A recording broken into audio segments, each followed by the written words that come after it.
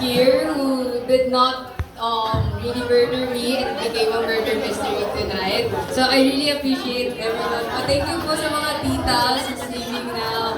Thank you po sa lahat po ng ginagawa niyo po para sa akin, whether it be helping me out for school, work, or anywhere in my organizations. Like, every single one of your tables is very meant to be where you are in my life. So, special shout out first of all kay Leia, kay Tita Van, na kahit kakauwi pa lang nila, tinutulungan nila ako mag-wake up and all with the nails and even help this entire event. Kaya Tita Isa and Tita Eileen them for being supportive us. And kay Daddy for kahit saan event, kahit saan, go lang siya. So, I really appreciate Daddy for that and for Mommy too. Like, let's give her a round of applause. Si Mommy Jen. Very hands-on yan na, right? Like, 3 weeks lang namin ginawa tong event na to. And every week was, wow!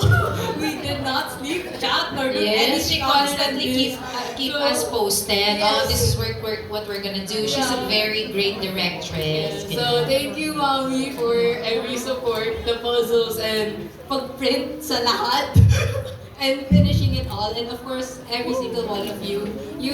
I wouldn't be the person I am here today without you guys helping me out. Even just having the simplest chat. So, I really appreciate you. And I'm still excited for more adventures to come, whether it be in space or somewhere else there in our country.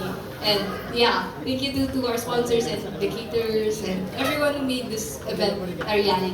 From a yacht to this. It's a great jump for the experience indeed. So yes, thank you to everyone and again, always code your journey and God bless you guys. There you go.